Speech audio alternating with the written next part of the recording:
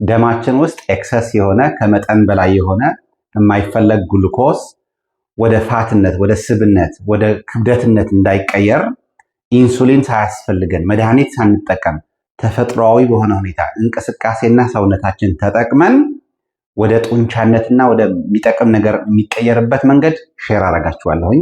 ምግብ ከተመገብንበት ጊዜ አንስቶ ቀጣይ ባሉት 1 ሰዓት ተኩል ውስጥ ወይም ደግሞ በቀጣይ ባሉት 90ዎቹ ደቂቃዎች ውስጥ የደማችን የግሉኮስ መጠን ስፓይክ ያደርጋል ወይም ደግሞ ይጨምራል።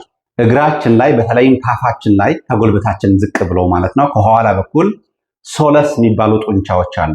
እነኚህ ጡንቻዎች ግሉኮስ የመምጠጥ ልዩ አቅም አላቸው።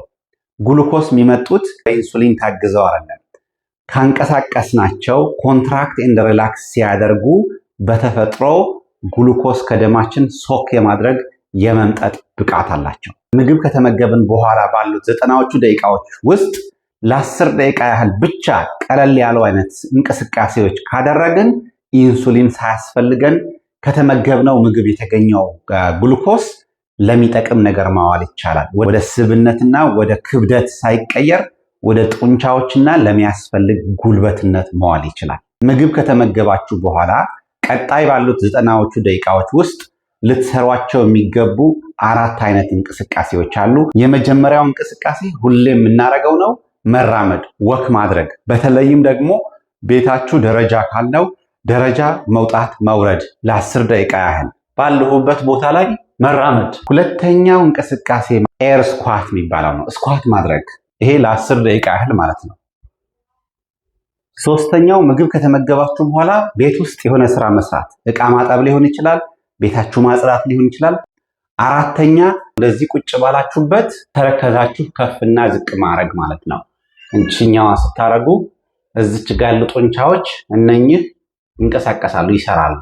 ሶለስ መስልን በማነቃነቅ ሰውነታችን የኢንሱሊን አቅርቦት ሳያስፈልገው ከተመገብነው ምግብ የተገኘው ኤክሰስ የሆነውን ግሉኮስ በዚህ መልኩ ማቃጠል ይቻላል። ከተመገብን በኋላ ባሉት 90 ደቂቃዎች ውስጥ እነኚህ ያሳየኋችሁ 4ቱ እንቅስቃሴዎች ከ4ቱ አንዱ መርጣችሁ ለ10 ደቂቃ ያህል እንኳን ብታረጉ የኢንሱሊን ስፓይክ አይፈጠርም። የኢንሱሊን ስፓይክ ጤነኛ ነገር አይደለም፣ የጤና ችግር የሚያስከትል ነገር ነው።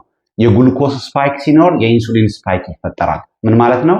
የግሉኮስ መጠን ባልተፈለገ ሁኔታ ከፍ ሲል የኢንሱሊን መጠንም ከፍ ይላል። ሰውነታችን በዘወትር ለኢንሱሊን ስፓይክ ወይም ደግሞ የኢንሱሊን መጠን ከፍ ሲልበት ለጤናችን ጥሩ ነገር አይደለም። ይህን ቪዲዮ ከወደዳችሁት የላይክ ምልክቷን ለግሱኝ።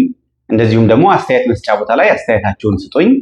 ከምንም በላይ ግን የፌስቡክ ፔጅን እንደዚሁም የቲክቶክ አካውንቴን ፎሎ፣ ዩቲዩብ ላይ ሰብስክራይብ እንድታደርጉኝ በአክብሮት ጠይቃችኋለሁኝ። አመሰግናለሁ።